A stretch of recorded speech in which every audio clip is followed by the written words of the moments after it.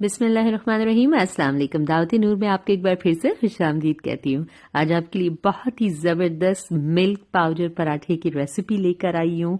ये पराठा ऊपर से बेइंतहा क्रंची होता है, बहुत क्रिस्पी होता है और अंदर से बहुत ही सॉफ्ट और जूसी होता है। इस पराठे की रेसिपी को फुल देखिएगा, इसके अंदर जो टिप्स आपको मिलेंगी इस बहुत ही मज़े का है। आप किसी भी दावत में इसे बनाएंगे, किसी भी चीज़ के साथ, तो बहुत ही कम्प्लीमेंट करेंगे और आप एक बहुत ही डिफरेंट एक्सपीरियंस देखेंगे।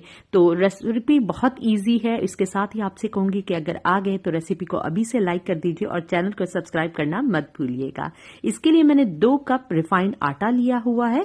आप अपनी सहूलियत के लिहाज से जितना आपको बेहतर लगे जरूरत के हिसाब से ले सकते हैं। 1/2 टीस्पून नमक ज्यादा मत डालिएगा। मैंने 3 टेबल स्पून तक ऑयल डाला है। इन पराठों में जब ये हम मीठे बनाते हैं तो नमक का फ्लेवर ज्यादा एम्पावरिंग नहीं होना चाहिए। 1 गिलास के करीब मैंने दूध लिया। दूध को नीम गरम कर लिया। नीम गरम दूध या पानी से आटा गूंदने से उसकी रोटियां बहुत ज्यादा सॉफ्ट बनती है, इस बात को याद रखें। 3-4 मिनट अब अल्हम्दुलिल्लाह से दूध से गूंदने के बाद देखिए इस तरह से सॉफ्ट आटा गूंद लेना है। आपने अच्छी तरह से गूंद लेना है 4 से 5 मिनट के लिए। अब मैं इसे आधे घंटे के लिए रेस्ट के लिए रख दूंगी और तकरीबन मेरा इतना दूध गिलास में बच गया है। बाकी में मैंने सॉफ्ट आटा गूंद लिया है। अब जब 20 से 25 मिनट मेरे आटे के रेस्ट के हो जाएंगे, क्योंकि रिफाइंड आटे का रेस्ट बहुत जरूरत है।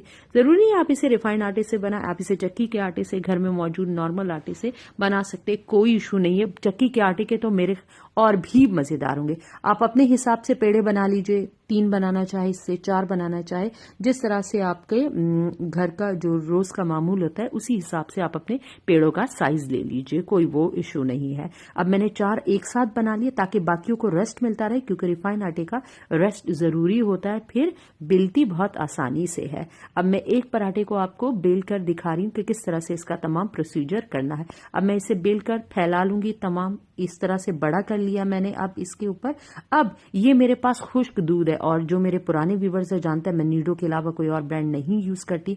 और ये घर की आम चीनी है, उसे मैंने पाउडर कर लिया है। और ये मैंने घी है, देसी घी हो तो क्या ही बात होगी। आप देसी घी, मेल्टेड घी ले लीजिएगा, बटर ले लीजिएगा, घर का जो नॉर्मल घी होता है वो भी यूज कर सकते हैं।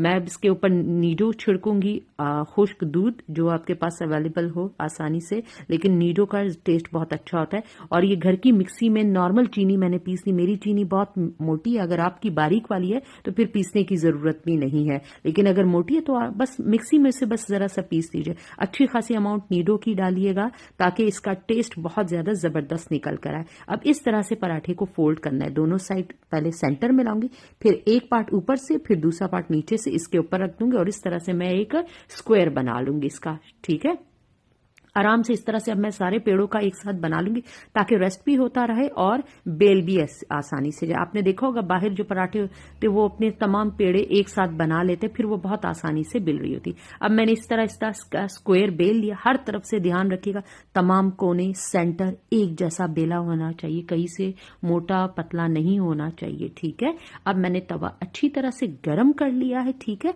अब इसके ऊपर मैं अपनी ये जो पराठे का रोटी है ये डाल दूंगी। एक साइड को जरा सा बस 10 सेकंड के लिए रखूंगी, ज्यादा टाइम के लिए नहीं। अब मैं इसे पलट लूंगी।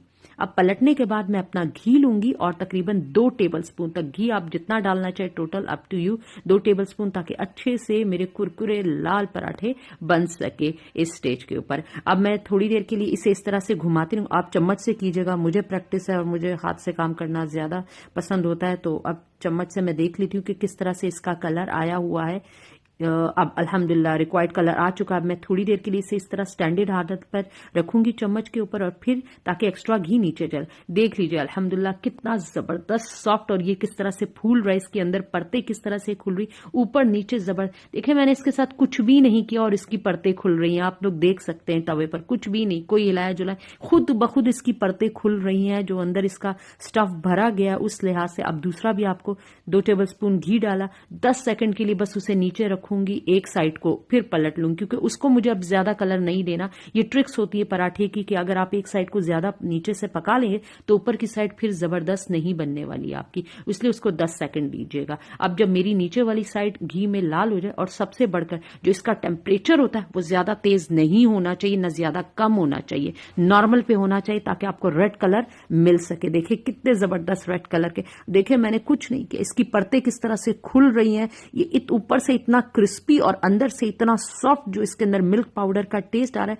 आई होप आप डेफिनेटली इसे पसंद करेंगे, और प्लीज रेसिपी को लाइक कर दीजिए। हम्बल रिक्वेस्ट है, चैनल पर आ गए तो आपकी सब्सक्रिप्शन की, सपोर्ट की बहुत जरूरत है। उम्मीद करूंगी आप इसी तरह से फ्यूचर में भी मुझे सपोर्ट करते रहेंगे और चैनल के साथ जुड़े रहेंगे। तो बहुत ही जबरदस्त रेसिपी के साथ इंशाल्लाह फिर आपकी खिदमत में मैं हाजिर होंगी, और कमेंट बॉक्स में मुझे जरूर अपनी राय से आगाह करते रहिएगा कि आपको और क्या पसंद है, और रेसिपी जिस तरह से बन रही है आपको ये कैसी लग रही है। अल्लाह हाफिज।